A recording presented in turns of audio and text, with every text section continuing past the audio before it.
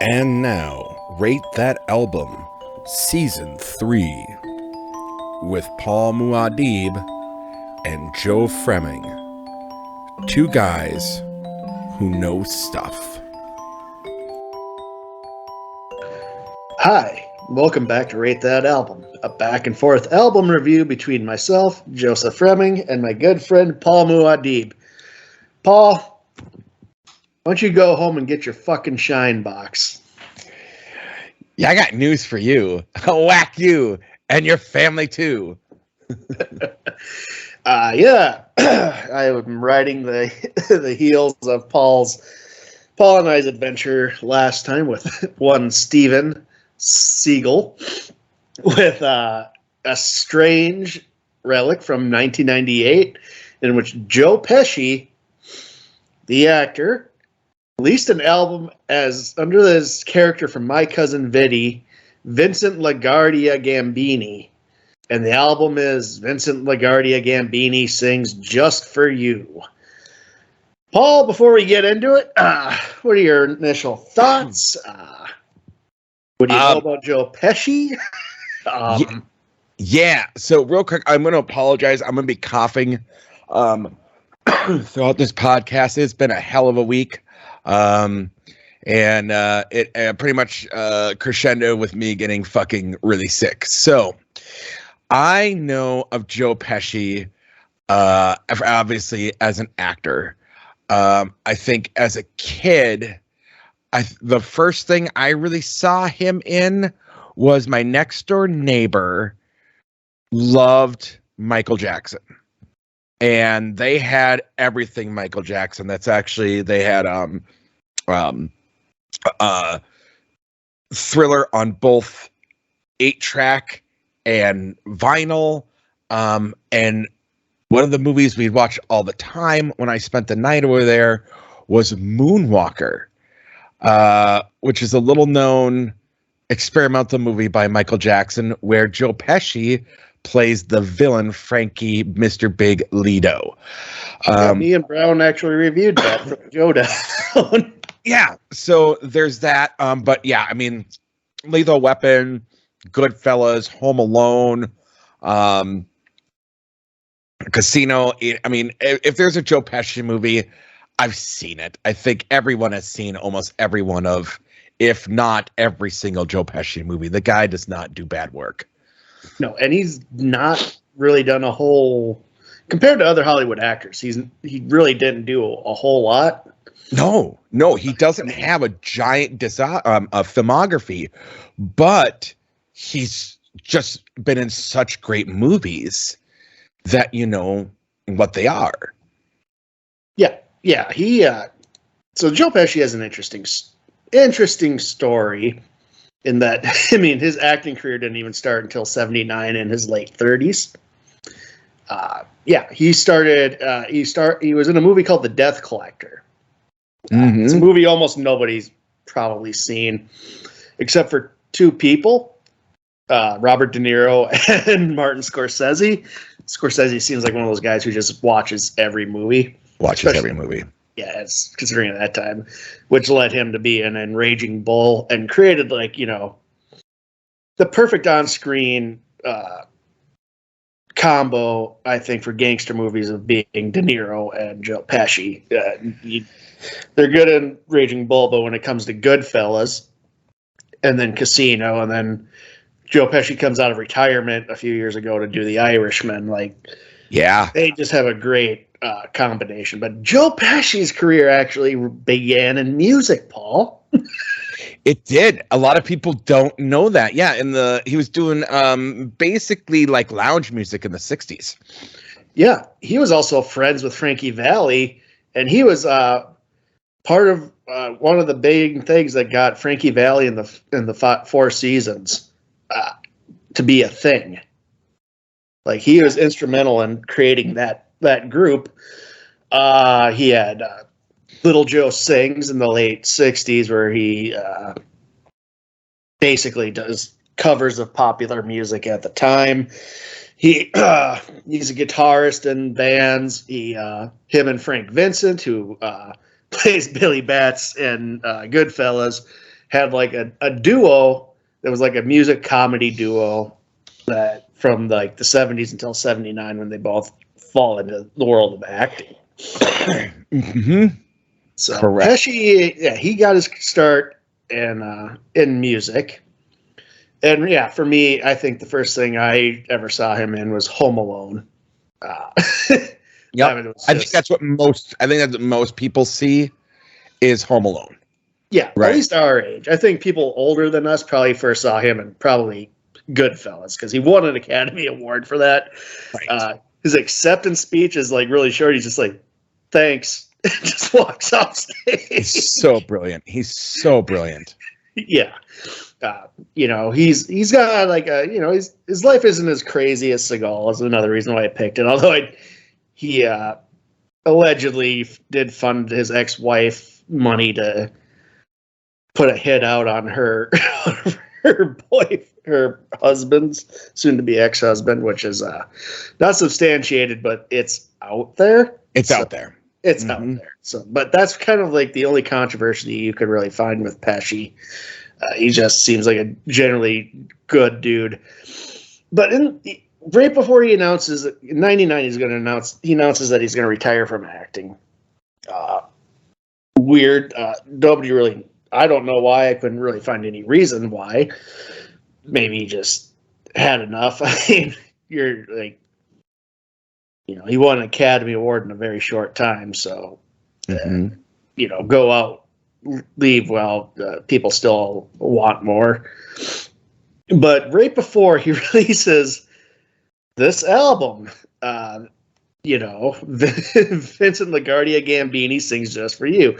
There's some weirdness to this. This album's fun for one, but he's doing it from a character from a movie from My Cousin Vinny, which is, it's a perfectly fine 90s comedy. It just seems really weird to do that. And this whole album is bizarre, but it's bizarre in a fun way, where Steven Seagal's album was bizarre in a very creepy way. So yes. Now, when we talked about this, I knew this album already. It's one of my staples. This is one of the reasons why this album right here, along with a couple of others that we'll eventually get to, are why I've become obsessed with actors putting out music albums, because sometimes the gems that you get out of it are like what you get here. I mean, even before we get to it, I fucking love this album. Straight up. It's a good album, and like we've done a celebrity with big band jazz before, and that was Molly Ringwald. Probably, I believe, around this time last year. About that. But this is different in that one, it seems like everybody involved is having fun, which is kind of a big important aspect, I think, with big band jazz, because if it's just sterile, you can tell. Here, everybody just seems to be having fun, especially one Joe Pesci. He's just having a fucking blast on this. And the producer was Tom T-Bone Woke. And maybe you know who he is, but he was a bassist for Hall & Oates, and he was a member of the SNL band when G.E. Smith was doing it. Oh, nice. Yeah. G.E. Smith played guitar, I believe, when I saw Roger Waters a couple times. So, yeah, he's a weird-looking dude, but he is a hell of a guitarist. Yeah, he looks like Willem Dafoe. He looks like Willem Dafoe. Yeah. Yep. Like a healthier Willem Dafoe. Absolutely. Yep. And he was also with Billy Joel's band as well. Like a lot of people don't know who T-Bone is, but you know of his work. I mean, basically he did... he worked with Carly Simon, Jellyfish Squeeze, Elvis Costello, Billy Joel. He was also on Late Night with Conan O'Brien a couple of times. It's like he's just he was a really cool dude. Yeah, and this is so he does a solid production on this. Pesci, I can't really, since I'm streaming, I don't know who the band is. really doesn't say who the band is. Like if I had the album, I'm sure I could look in the liner notes, but I don't have that. So like that kind of sets, because I'd be interested to know who the backup band was on this, because I really liked it. I really liked the big band sound on this, especially because this is a funny album. It's done right, isn't it? It's right. Absolutely done right. And that's the thing you have to remember, because this is such a fine line to balance. Oh yeah, Character from an Academy Award winning movie, because that's where Marissa Tomei won her Academy Award, was My Cousin Vinny, which is a weird movie to win an Academy Award from. Can we call that out? That's odd. Yeah, I think it's just one of those. Sometimes the Academy seems to throw curveballs for strange reasons. I think Marissa Tomei is a great actress. I don't know if she deserved it for that, but like definitely in other movies, I think she earned that award. If it wasn't rightly for My Cousin Vinny, she at least deserved it for like something like The Wrestler. I was going to say The Wrestler. She was awesome in The Wrestler. Yeah. But this is such a fine line to balance, because it's a joke. He's making fun of his, not just the Vinny character, because there's not a whole lot to that besides he's just like the lawyer that Ralph Macchio calls his cousin, because he doesn't have a lawyer. But he's also like going through, like, especially like on some of these songs, he's going through his past characters. Like sometimes it doesn't seem like this is Vinny, but it's some like Tommy DeVito from Goodfellas. Yes. Oh, we'll get to that. Oh, yes, we will. Yeah. The bitches that will get us. Yeah. Because there's a gangster rap song on this, and I fucking love it. Oh, God. All right, let's just get into it, Paul. Let's get into it, because Joe Pesci is this is a gem that more people should know about. Fuck yeah, they should. They really, really should. Yes. So let's start with Yo Cousin Vinny, which begins with the opening strains of The Godfather. Yes, score. Mm-hmm. Which is, so you already know he's self-aware of the gangster image that he's cultivated with the Scorsese movies. Mm-hmm. Yeah. So Cousin Vinny is about, you get it, got it. Cousin Vinny, who is the lawyer. He's the lawyer, and he's the family calls to get people out of trouble. Yeah. You know how annoyed he is by it. Yeah. They don't pay. He doesn't get paid or anything. Fredo was my cousin. He couldn't make his bail. I was talking to his father. He said, let him rot in jail. But I pitied his poor mother. She said I was a prince. I paid his bail. He's out of jail. I ain't seen the fuck since. Yo, Cousin Vinny. Is there anything you could do for me? This is just a fun song. I mean, the big band, you could just tell everyone is loving it. And the end of the song is just the giant fuck. Yep. He does that, like the exasperation, especially. I forget the track coming up, but it's just like he just does a fuck. It's like it's the relationship of bantering back and forth with the woman. Yeah, I believe we'll get to that song when we get there, but it's one of my favorite songs on the album. Yeah. Yeah, my cousin Rose got married. She said they'd all be there, and they would love to see me, as if I fucking cared. They ate, they drank, they danced all night. My cousins had their fill, but when it was all over, you can guess who paid the bill. Hey, Cousin Vinny. And it's like, it's a good. Fuck what. The music on this is incredible too. It's got like flamenco guitar, and almost like some world beat elements. Fucking wild. It's really, really good. It's really, really like, again, it takes the big band stuff that we've done with like Pat Boone and Molly Ringwald, but it makes it fun and it feels very authentic. Yeah, and that is a hard feat to do with something like this. Yeah, we didn't even get that with Shatner. No. You get different things. I mean, that wasn't a great Shatner album, to be fair, though. No. Shatner does have some really great albums out there. I just picked that one because it was bad. You son of a bitch. I know. I'm an asshole. It's the bitches that get yous. It's the bitches that get yous, Paul. Because next up we got probably one of the most bizarre songs I've ever heard in my life. And it's Joe Pesci doing gangster rap basically the beat from Blondie's. It's on the wiki here. Rapture. It's Rapture. Rapture, which is Rapture. I love Rapture. I love Rapture. We got to do Blondie at some point, but we will get to Blondie at some point. We will.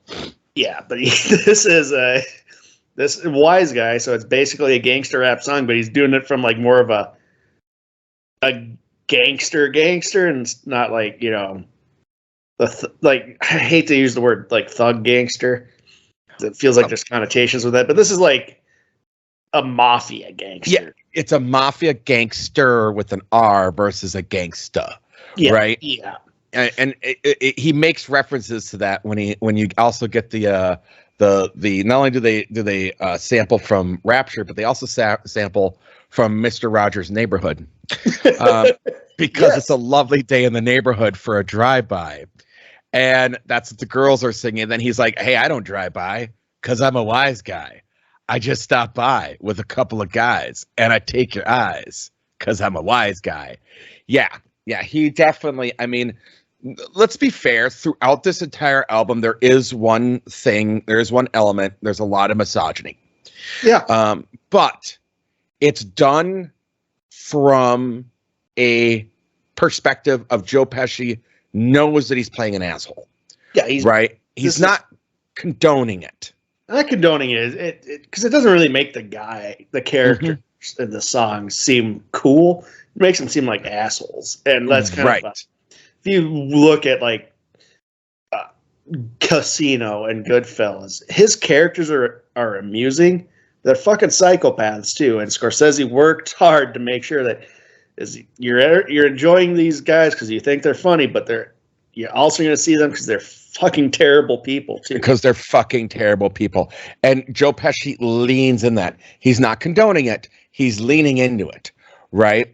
Yeah. So this is, he's, a made man effect, like my ass is fat, catch Joe in Bermuda, throwing him back, sipping tequila with a straw hat, put the prez on hold, tell him I'll call him back, towaway zones, I don't get a ticket. Any crime committed, that shit is acquitted. So. Yep, absolutely. But so the thing is, this song, so this is like, it was bizarre, and I know this, I'm going to sound crazy, but I like his vocal delivery on here a lot. He's almost like, it's almost Snoopish in a way. Yeah. Like Snoop Dogg, very like laid back and stoned sounding. It's what you would expect a wise guy in the mafia to rap like. Yeah. It's very laid back. It's very cool. It's very collected until the end. Until the end. You got it, motherfucker. Yeah, then he goes real into what am I funny how am I fucking funny? You got it, motherfucker. Go jump a boy. I'm the real McCoy. That's it, motherfucker. Oh yeah. Yeah, it's a fun song, and when I tell people, I've told people for years, like, you got to hear the Joe Pesci rap song, and I've always got the same look from people every single time. It's like there's a glaze over, and they're going, Joe Pesci did a rap song. I'm like, it's fucking good, and like nobody ever listens to it, because when you try to tell people Joe Pesci did a rap song, you're gonna get a sideways fucking look. I don't blame people for having that reaction. I don't blame them either, but I wish people would take my advice and say it's fucking good. And you found out it's good now. Yeah, but you recommended Porridge Radio, Paul, so like I can see what people don't want to trust your word. Oh, you son of a whore. Go on. Well, why don't you take your love and shove it, Paul? Shove it up your big fat ass. You're the reason we're through. I'm tired of you yelling in the fights that we had. They're all because of you. This is just him being angry. It's great. It's like it's the most angry breakup song I think I've ever heard. Yeah, and the best at least one of them. I've heard some one angry ones, but this one is. It's Joe Pesci doing it. And I will say one of my favorite parts of this song is actually not even as good. It's when he's yelling at the band because they're fucking up. He's like, let's hear some. He's like, I want to hear some trombone. That's not a fucking trombone. There is Look at the keys. trombone. No, that's a swim rolling. across the keys. I want to hear him tinkle. Yeah, tinkle. That's fucking tinkling. Like you could just tell they're having fun when they're doing it, and like the interaction is something you'd expect and heard from bands like Joe. What's his name? Joe. Motherfucker. James Brown. James Brown. Yeah. Yep. So now I got news for you, Paul. This is honestly probably my favorite song on the album. Straight up. I fucking love this song. It's so angry and it's so fun. and it is, yeah, this is when he gets really pissed off. And we gotta tell people it sounds like, so it's done in the big band thing, very much like almost like a Tony Bennett or a fucking, like Tom Jones. Valley, Tom Jones, like that very Vegas-y show. So it's like you got like this kind of music, and then you got Joe Pesci just being fucking pissed. Who's being fucking pissed? You said, and it's also done like kind of like a bluesy, a jazz, like a bluesy Big Bones way. You said before you met that your life was fucking tame, that I took you to a nightclub. Every fuckface knew your name. I got news for you, baby. I got news for you, little girl. Somehow your story don't ring true. I'll whack you and your family too. Just leaning in. Just leaning into it. The crack pipe up your ass. Oh my God, dude. You phoned you be late because the train you took had passed. Then you walked in smiling with a crack pipe up your ass. and then the best part is at the end when he goes, you said that watch you wore was from your Uncle Joe. When I looked at the inscription, it said, and the way he sings it, you guys, is talented. It's good. He's a good singer. Like, so one singer. Of the things I wanted to talk about is like, I would like to, I'll probably go back and listen to that Lil Joe Sings, but he also has a new album that came out not too long ago. That's on my list of things to listen to. I haven't gotten to it yet. Pesci still singing because his vocal delivery, he's a good singer. Yeah. Which I was pretty shocked by, because let's face it, us growing up with Home Alone and stuff, he's bombastic and loud. Mm-hmm. That's kind of like the characters he plays, and he does it well. And it's one of the reasons, like, when he came out of retirement for The Irishman, and I watched that, I like that because he was such a weird and different performance out of him. He's like very reserved. Mm-hmm. He's a very quiet character in that. It's not what you would expect, and it's not what you expect. And I'm kind of hoping that's how Pesci still sings, is kind of like just more like straight up, like he's making an album of music. Because as much as I love this, yeah, because it's great. Like, I'd like to see him do I want to hear like a more serious album from him, because he definitely has the chops to do it. He does, and I want to get back to this part. So he goes. He said that Watch You Wore was that gift from your Uncle Joe. When I looked at the inscription, it said, "Love from Daddy Blow, motherfucker." I'll whack you and your family too. And then he starts yelling, "Where the fuck did you get your balls big enough to fuck with me, bitch? Man, did you drive it in the wrong neighborhood, motherfucker? I'll fuck you up." And the thing is, I can see, like, when you're listening to the song and the way the music is, and you know Joe Pesci, you could see him sitting like in a fucking big band in like it's a movie, like in a red room, sitting in like in a fucking thing, and just yelling at someone across the table, singing this song to them. Like, it's telling a story, and it's great. And I feel like some of these outbursts are improvised.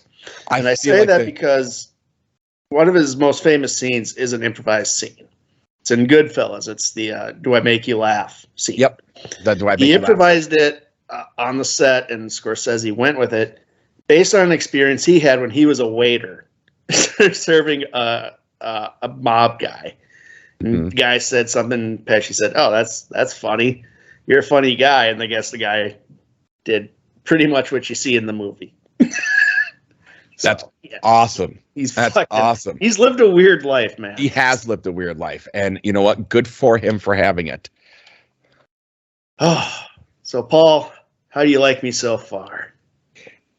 Yeah, this is when you start to get a little bit more serious, and it's good. Yeah, I think this. I don't know who. This is probably. I feel like this is a standard.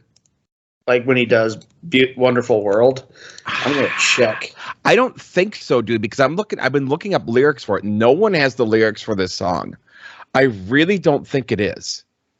I really think this is something that he did for this album. Maybe, yeah, because it feels like an old standard. You know, it does feel like an old standard, but I'm telling you, I've been looking like it is hard to get lyrics for this album. Yeah, I've been struggling with it, but like I think I remembered a lot of it because it just burrows into your brain. A lot of it. It's so good. It's so good. Yeah. Yeah. Like I know for a fact what a wonderful world, and I believe anything. I can't give you anything but love is enough. That is a standard. Those two are standards. Yep, because that's an old Jimmy Hugh and Dorothy Field song. Yeah, but like this feels like it should be.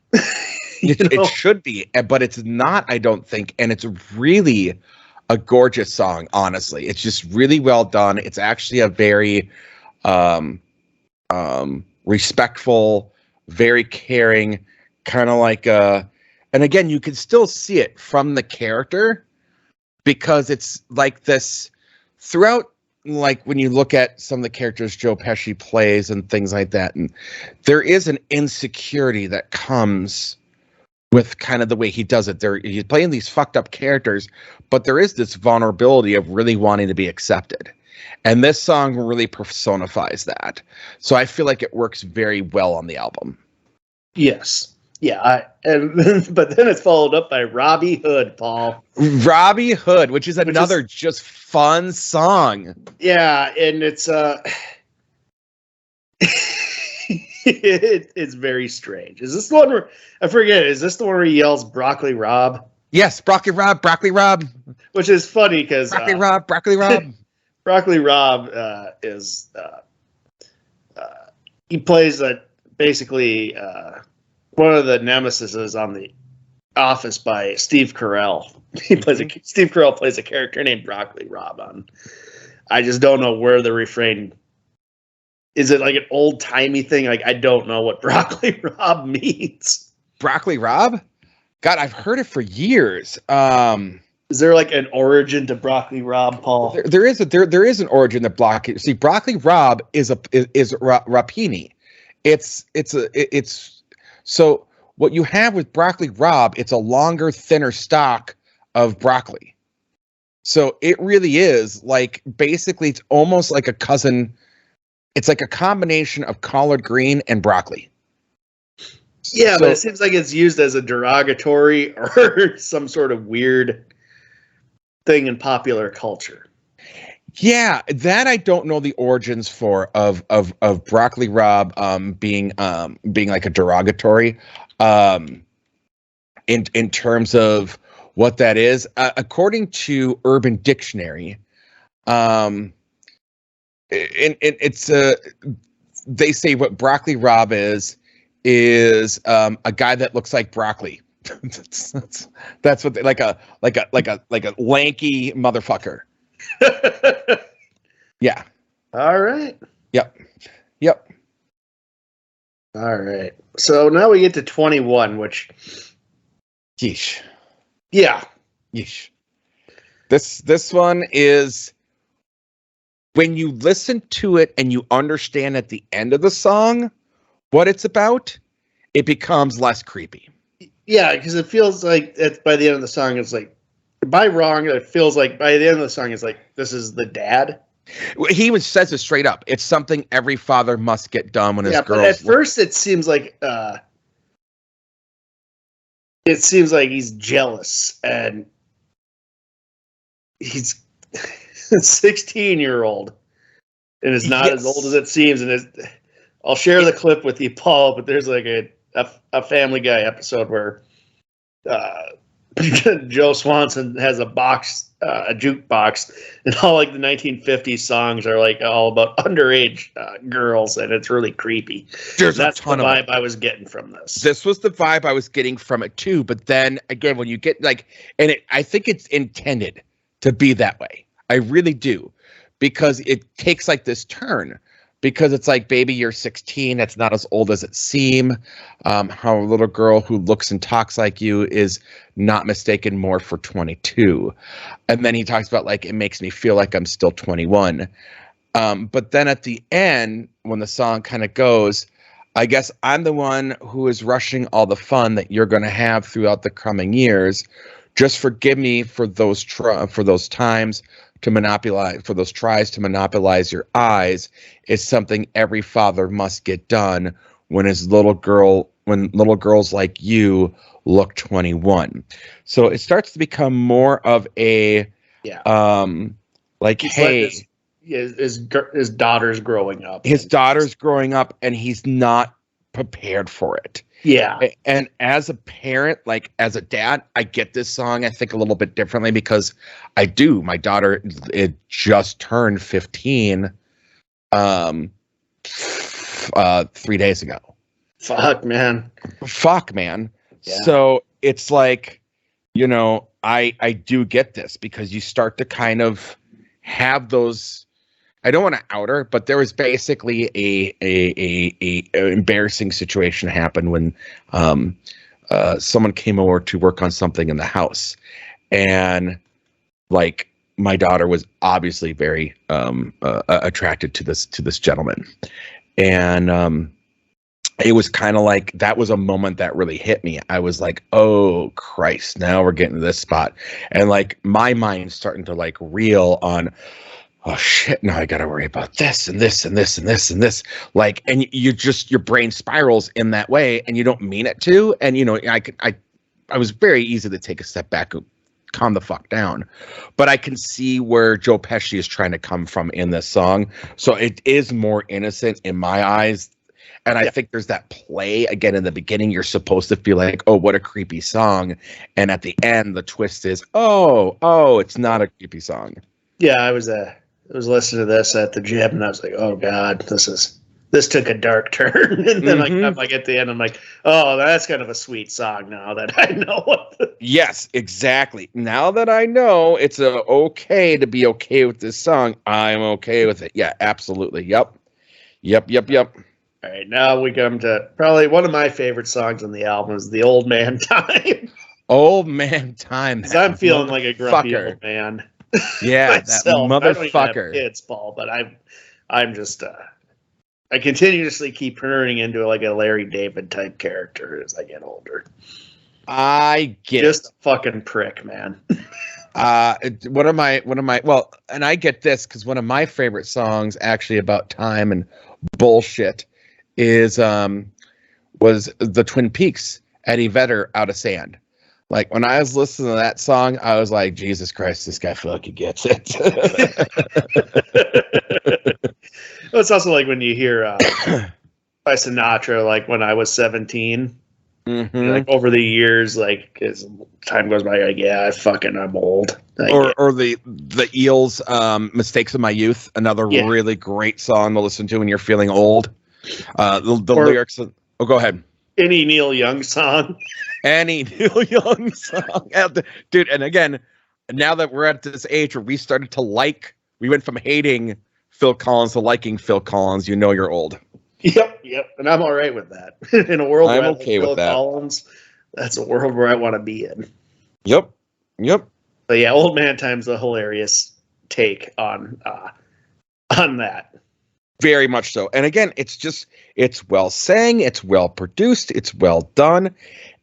Again, when you listen to these songs and you go, man, this is Joe Pesci, really? Yeah, it's Joe Pesci, really, motherfucker. Just sit back and enjoy it. It's really good.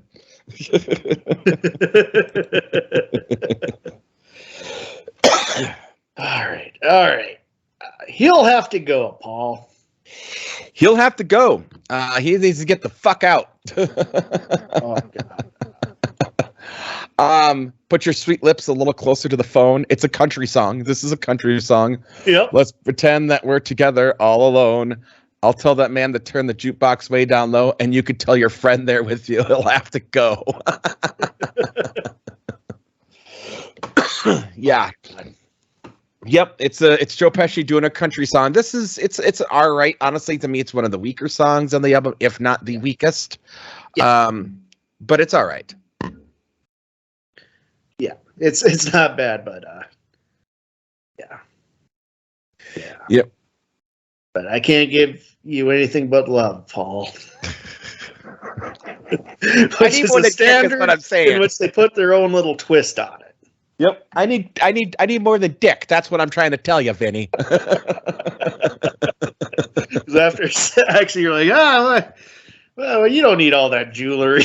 You don't need a new car. Diamond bracelets Rolls-Royce doesn't sell.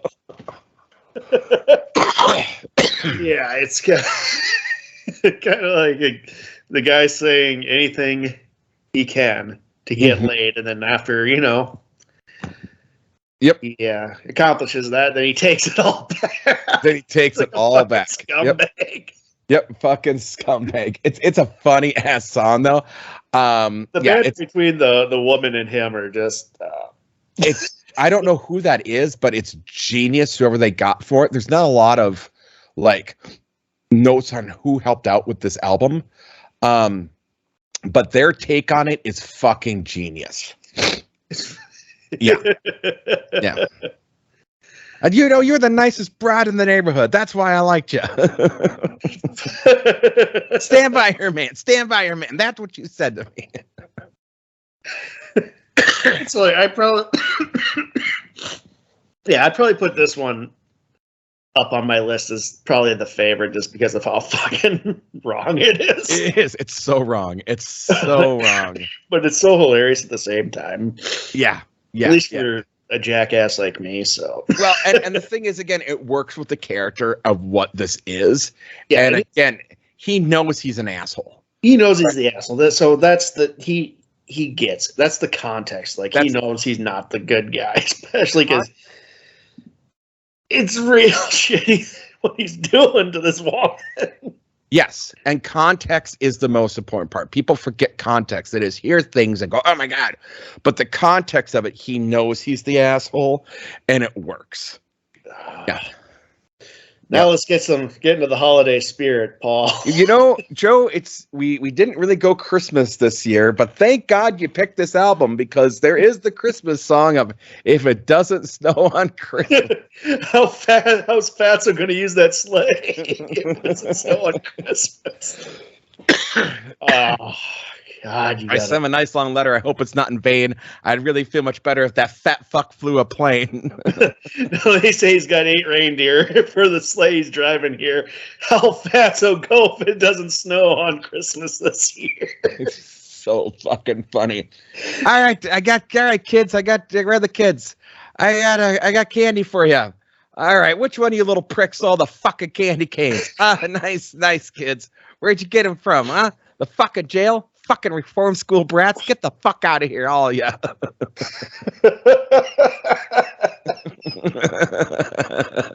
Oh, this has to be probably one of my favorite Christmas songs, Paul. It's up there. It's up there. It's up there. Absolutely. Then you get Joe Pesci's version of "What a Wonderful World." I like this. I do too, actually. I like it a lot, actually. Yeah. It's a very good cover, and he has a very good voice. It's an interesting voice, but he has the chops for this kind of music. Mm-hmm. It's really beautifully done, even though it still has an explicit mark on it. I know, right? And I think the best part is he goes, it ain't such a bad world. Yeah. It was very much that working class Italian vernacular. Mm-hmm. I mean, he's from Jersey, so. Yep, absolutely. It's a great, wonderful song. Again, it works for what it is, honestly. Yeah, and then the album just closes on 2 different versions of My Cousin Vinny, one in Italian and one in Spanish. I thought they were both, well, I just didn't understand them because I don't speak. Well, I just think it's great that he did it in 2 different, like one's in Italian, one's in Spanish. And it's just, I listened to them both, again, when I listen to the whole album, obviously a couple of times. Yeah, that's fine. It makes me wonder, like, I'm guessing he probably knows some Italian and Spanish because he's pretty, like, fluent. Yeah. At least with the songs, like I'd be butchering shit, but he seems like he has a pretty good grasp on both languages. So I would imagine he does, or if anything, he was really getting prepared for what this was. But I have a feeling Joe Pesci already actually knows Italian, and I could be completely wrong, but my understanding is Italian and Spanish, they share a lot of things, so it's not all that uncommon to be able to really, once you learn one, to learn the other. That's what I've been told, but I could be completely, but that's, again, I don't speak either of them, so I can't speak to it as for knowledge. That's just what has been brought to my attention. Yeah. But it's kind of great that he does that. It's weird too. Again, he's going to end the album in a weird way. One of the weirdest albums I've ever listened to. Why not just end it with two versions of the first song in different languages? Why not? Why the fuck not? Why the fuck not? I mean, seriously, why the fuck not? Go for it, man. Why not? Why not, Paul? Why not? Yeah, so that was the Joe Pesci album. I'll go into the one reception. Yeah, I know. According to the Wikipedia, Michael Gallucci from AllMusic gave the album a negative review, 1 star out of 5. And he said that apart from a few jazzy numbers, drawing successfully on Pesci's experience as a lounge singer, the album is a mound of failed songs and lame jokes. Well, you know what else is a mound of failed songs and lame jokes, Michael Gallucci? Your career. Oh! Whoa, motherfucker, what you doing? Now this man's trying to make a fucking living. Oh! God damn it. Whoa! Michael Gallucci comes out of nowhere and shoots me in the like Spider in Goodfellas. Right? You fucking, where's your shine box, you motherfucker? You know what? Fuck him. Honestly, fuck him. This album really deserved more than what it got out there. I get it. In 1998, I think this was really ahead of its time. Yeah, I don't think people were ready for something like this. I know my former boss at CD Warehouse, he loved this album, I believe. Like, he's like, it's really good. He liked it a lot, but we could never play it in the store for obvious reasons, the language. Yep. So, yeah. So this was like coming in, this was the first time I heard of this. And like, so as soon as I popped it on, like I messaged you, I'm like, I fucking love this album. Yeah. You fucking messaged me, and I'll quote you. This album is amazing. And it is. It absolutely is. Like, I wish there was like, like, this felt like it should also been part of like maybe a mockumentary of a lounge singer version of Vinny. Yes, and it is so good. Now I'm gonna read you, because there's only the one, some Amazon reviews of this album. Verified purchase. This album is great. Most people don't believe you when you tell them that Joe Pesci is a singer. Joe Pesci covers various musical genres: rap, hip hop, written by Nas. So apparently Nas wrote that hip hop song, which I don't know. I really wouldn't credit that, because let's be honest, it really was Blondie. But he didn't. That's neither here nor there. Christmas songs and others. I cannot recommend this album enough. So you think Joe is great in Goodfellas and Casino? Nobody disputes that, but he saves his best for this recording. You just gotta love this album. Joe's a natural, and the band cooks for him like it used to for the big Frank Sinatra. For every Brooklyn kid and wannabe, put this on and enjoy because Joe hits his mark. It only makes you wonder why we haven't heard more from him. Sing on, Joe, sing.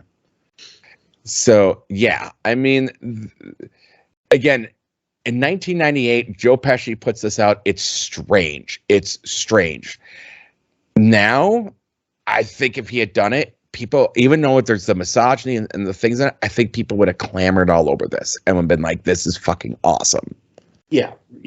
It was just seemed like at the time, a weird time to do it. It was a weird time to do it. Yeah. 1998, people were not prepared for Joe Pesci to be doing a big band, gangster rap, fucking Christmas album. Well, they fucking should have been, Paul. They fucking should have been. Motherfuckers. Yeah. Fucking fucks. Fucking fucks. I'll whack you and your whole family too. So, Paul, would you recommend? Oh God, yeah, fuck yeah! This is good. Yeah, I've been recommending this this album for years, and I'm glad that you picked it on your own without me doing it, because you were curious about it. It's fucking great. So yeah, yep. Yeah, I would. It's a good album. Awesome. It's a good, fun album. It knows what it's doing and it does it well. Unlike pretty much all the other celebrity albums we've listened to on here. Yes. I can't think of one that I recommended. I might have just out of spite, but you might have out of spite. But in all honesty, there are some Shatner ones that are recommendable. They're really but we didn't do it on. We didn't do it. So this is like the first one I would recommend that we have done. Right. Yes, and I'm so glad again that you picked this one because it's such a good album. Yeah. All right. Well, that was Vincent LaGuardia Gambini sings Just For You, Paul. Somewhere, Steven Seagal sitting back, looking up to the sky, going, I really wish I could kick. I wish Vincent LaGuardia Gambini was here so I could kick his ass. Oh God, that's so. I do want to bring up that album. That this was been so far our most successful YouTube episode. Between that and the SoundCloud, we in the week this episode alone had well over 300 listens to in a week between the YouTube and the SoundCloud, the Steven Seagal episode. So thank you guys so much for doing that. I did put a little extra oomph into that episode. For those of you that don't know, I try to have everything out Monday morning.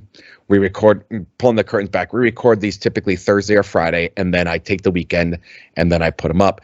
And I spent a little extra time over the weekend putting a lot of video and things into it. It got blocked by movie studios 3 fucking times before I could get it to. How dare you use their intellectual property of Steven Seagal for fair use, and silence and just little Sega CD size fucking full motion video clips that have like the fucking resolution of like 360.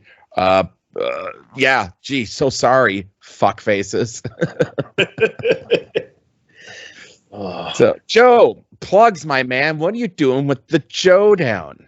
It probably won't come out until after New Year's because of how busy we are. It's the holiday season now. Mm-hmm. But the movie I picked after Cool as Ice is Michael Mann's Thief, a movie I've always wanted to see, and I've heard nothing but good things about, and it's kind of put him on the map as a filmmaker.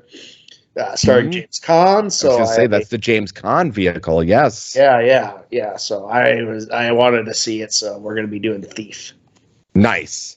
Michael Mann, short of like a few duds, is really it's solid, especially in the 80s. Dude could do no wrong. Yeah. Well, the movie after Thief was a was a blunder. What was that? Which one was that one? Oh God, I forget. Tarantino did it on his podcast. Oh, really? Thief. Oh God, what was it? It was pretty. Now, is he a writer or director? Are we talking Director. Director. The Keep. Okay. The Keep. Oh, Like a horror movie. Oh, I totally misguided. Oh shit! So first of all, they're redoing that movie. That's getting remade. I just read that today. Why? I know the whole story about The Keep, dude.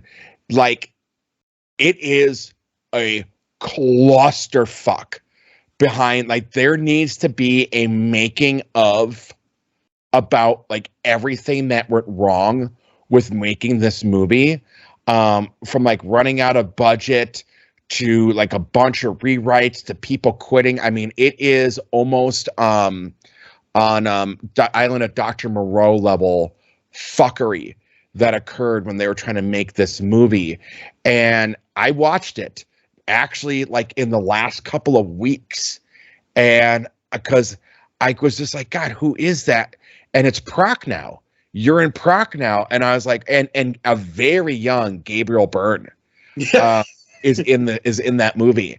And it's and a young Ian McKellen. It is worth seeing, but just know that you're getting into a complete disaster as to what went on behind the scenes on that. Because when I watch movies, I'm weird, Joe, especially like these terrible ones.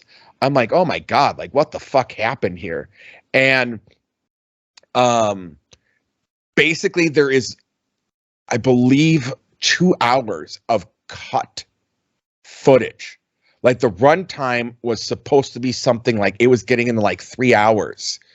And yeah, I think it was like 3 hours. It was almost a 3.5 hour long movie. So you'll see things and you'll be like, what the fuck? Like what happened there? And it's because of all these things. And there was a director's cut of the movie, and he was told he could only have it be this long. And then they didn't like the ending, and like all these other things were supposed to happen. I don't know if they ever did release the 3.5 hour version of the movie. I really hope at some point we get it, because I think it could make a lot of sense, because what you do get, it's interesting, but you just know it just, even if you're not a film buff, it just reeks of studio interference. Yeah. He's a weird guy. Like when he steps out of like his comfort zone, because he's really good with like cop and robber and suspense and thrillers. Like, I mean, fucking Manhunter is like the best Hannibal Lecter movie ever made. Ever. Yeah. It's fucking Heat is a masterpiece. Yeah. Last of the Mohicans is also a masterpiece. Yeah. Yeah, but then you get into, Collateral was okay, but then again, that's kind of, he lost his edge by that point. Miami Vice was a shit show. Yeah. But yeah, he cut his teeth on the original series, which, was very innovative at the time. Very innovative at the time and very risque at the time. Yeah. It really helped change television. Mm-hmm. Yeah. So, yeah, well, I decided to go with Thief, though, because awesome. I wanted to see it. Cool. I think it's probably his first movie, I'd imagine. I believe, I think it was he did some TV movies. Yeah, but this is his first theatrical release. His first theatrical movie, I believe, is correct. Yes. So that'll probably become after the New Year's. So I'm excited for that. That's fantastic, dude. That's really, really cool. So Paul? Yes. Paul. Yes. What are we listening to next? What are we listening to next? So first of all, Joe, I gotta ask, are we, so the audience knows, are we taking a hiatus after the New Year's as well? If you want to, we can. I don't need to, so if we want to do this one next week, we definitely can. Yeah, it's next Thursday, Fridays, the 22nd, 23rd. So yeah, I don't have any plans for those. I don't either. So let's just do it. So we're gonna skip Holiday this time around, because I've been meaning to get to this album, and with the news of what happened last month. I really think we need to do it because local band member died in her Duluth home in November, Mimi Parker. And this is one of I absolutely love this band, and I got stories to tell about them. I'm sure you do too. We're going to do Low, and we're going to do their album, I Could Live in Hope, which is their debut 1994 album. All right. So I remember they have a song called Plastic Cup. And they're playing somewhere here, and the audience it was like just an unruly thing. So rather than playing the song, like the song originally like a 3 or 4 minute song, they end up doing a 17-minute jam version of the song just to piss off the audience. So there's some interesting stories about Low. They are a Minnesota hero. Duluth. Yeah. Yep. And I do love slowcore. And with her passing last month, this is something I really wanted to get to before the year ended out as kind of a respectful.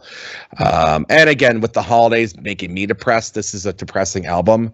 So let's just run with it. You get to make me depressed now, you son of a bitch. You know what, dude? You got Joe Pesci, you motherfucker. Just go back and listen to him when you're getting sad. Your fucking shine box. I'll whack you and your whole family too. Yeah. So that's what we're going to do, sir. All righty. So yeah, we'll do that next week. I'll have this one up. You guys will listen to this one on Monday. Joe, trying to think if there's anything else I need to bring up here. And Angela Badalamenti died. Yes. Okay, let's talk about that. We did the whole Twin Peaks thing, and yeah, he passed away this week. That bummed me out. When you posted that, I saw that right away, and I immediately put on the Twin Peaks soundtrack. And he started working with Lynch on the Blue Velvet soundtrack. Mm-hmm. It's just been almost symbiotic ever since. Yes, he scored, I believe, just about every Lynch movie after. Blue Velvet, Mulholland Drive, Twin Peaks, Lost Highway, Wild at Heart, Inland Empire. He didn't do the Straight Story, but everything else, yeah. No, he did the Straight Story. Well, then he did everything after. Yep. He did the Straight Story. Yep. He also did City of the Lost Children. Christmas Vacation, National Lampoon's Christmas Vacation, Nightmare on Elm Street 3, which is the best Nightmare on Elm Street movie, Rabbits, Dark Water, Cabin Fever. He did a lot of movies, sir. Forever Mine, Parents, which is another great movie. This is a sad, that really hit me. It really, really hit me when you posted that up. So that is really sad. He also did Secretary as well, which is very fitting for him, having done that. But yeah, no, that's just, with Julie Cruz and a lot of people. Joe, it makes me sad because Lynch is coming. It's coming. Yeah, he did an album with David Lynch in 2018 under the name Thought Gang, and that's another good people should check out. Yeah, yes, they should. Yes, they absolutely should. Yeah, we lost a lot of Twin Peaks people this year. Al Strobel, which you made fun of his hair. You made fun of his hair. No, I'm gaslighting you, motherfucker. You punched down an old Al Strobel and he passed away. Coincidence? Only to the listeners to decide. I killed Al Strobel.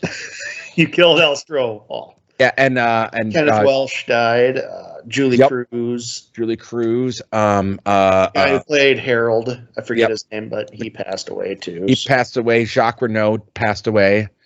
Michael Parks. Yeah. Yep, Michael Parks. Michael Parks is fantastic too. Like he was such a good actor. He was Lenny. It was Lenny Von Dolan was his name. He passed away. So yeah, to kind of give you an idea, we lost. We'll do this real quick because we got a second here. Warren Frost passed away. Just going through some of these actors: Peggy Lipton, Jack Nance, Don Davis, Catherine Coulson, Frank Silva. That happened a while ago. Miguel Ferrier. John Boylan and Tony J, both of the Dougie, the Milford brothers, Donnie O'Halloran, Michael Parks. That was Jean Reno, but also Jacques Reno died as well. Yeah, the actor who played. Yep, the actor who played him. Francis Bay, Harry Dean Stanton, Robert Forrester, Clark Middleton, Linda Porter, Brent Briscoe.